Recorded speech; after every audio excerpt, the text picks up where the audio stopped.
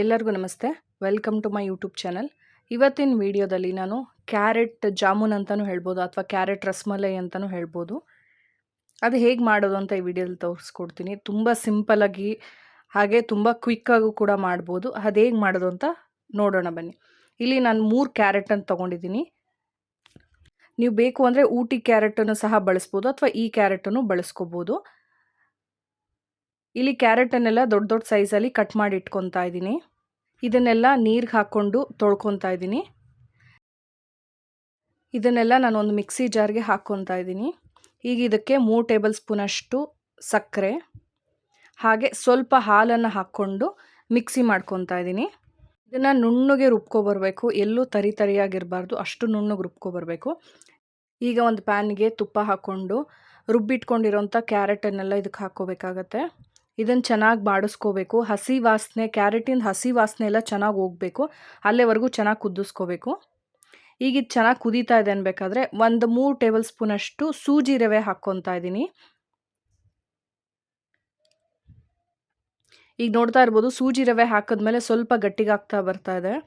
ಈ ರೀತಿ ಸ್ವಲ್ಪ ತಳ ಬಿಡಬೇಕು, ಅಲ್ಲಿವರೆಗೂ ಇದನ್ನು ಬೇಯಿಸ್ಕೋಬೇಕಾಗತ್ತೆ. ಈಗ ಇದು ಆಗಿದೆ ನೋಡಿ. ಈಗ ಸ್ಟವ್ನ ಆಫ್ ಮಾಡ್ತಾ ಇದ್ದೀನಿ. ಕಂಪ್ಲೀಟಾಗಿ ತಣ್ಣಗಾಗಬೇಕು. ತಣ್ಣಗಾದ್ಮೇಲೆ ಮಾತ್ರ ಈ ರೀತಿ ಉಂಡೆಗಳನ್ನಾಗಿ ಮಾಡ್ಕೋಬೇಕು. ತುಂಬ ಸಾಫ್ಟಾಗಿರುತ್ತೆ, ಸೊ ಹಂಗೆ ಕೈಯಲ್ಲಿ ಉಂಡೆನ ಮಾಡ್ಕೋಬೇಕು.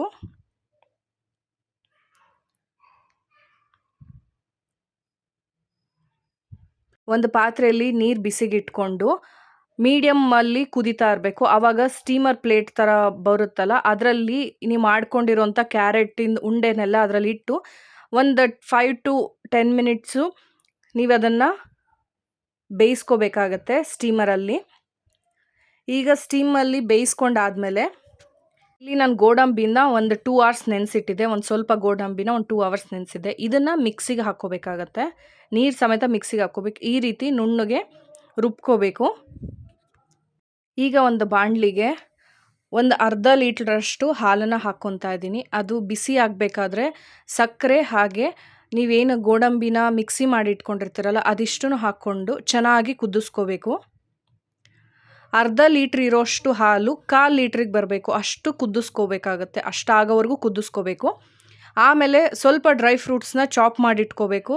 ಸೊ ನಾನಿಲ್ಲಿ ಚಾಪರಲ್ಲಿ ಚಾಪ್ ಮಾಡಿ ಇಟ್ಕೊಂಡಿದ್ದೀನಿ ಡ್ರೈ ಫ್ರೂಟ್ಸ್ನೆಲ್ಲ.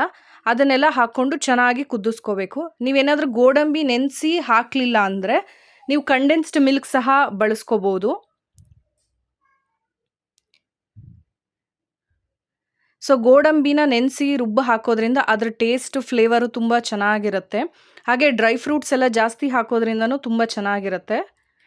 ಈಗ ಇದು ಚೆನ್ನಾಗಿ ಕುದ್ದಿದ್ದಾದಮೇಲೆ ಇನ್ನೇನು ಸ್ಟವ್ ಆಫ್ ಮಾಡ್ತೀವಿ ಅನ್ಬೇಕಾದ್ರೆ ಇನ್ನೊಂದು 5 ಮಿನಿಟ್ಸ್ ಇದೆ ಅನ್ಬೇಕಾದ್ರೆ ಆವಾಗ ನೀವು ಸ್ಟೀಮ್ ಮಾಡ್ಕೊಂಡಿರೋಂಥ ಕ್ಯಾರೆಟ್ ಉಂಡೆನ ಇದರೊಳಗೆ ಹಾಕ್ಕೋಬೇಕಾಗತ್ತೆ. ಒಂದು 2 ಮಿನಿಟ್ಸ್ ಆ ಥರ ಬಿಟ್ಬಿಟ್ರೆ ಸಾಕು, ಅದು ಸೆಟ್ ಆಗೋಗುತ್ತೆ. ಈಗ ಒಂದು ಬೌಲಿಗೆ ನೀವು ಕ್ಯಾರೆಟ್ ಜೊತೆಗೆ ಹಾಲನ್ನು ಹಾಕ್ಕೊಂಡು ತಿಂತಾ ಇದ್ರೆ ಸಖತ್ತಾಗಿರುತ್ತೆ. ಒಂದ್ಸಲ ಈ ರೆಸಿಪಿನ ಟ್ರೈ ಮಾಡಿ ನೋಡಿ.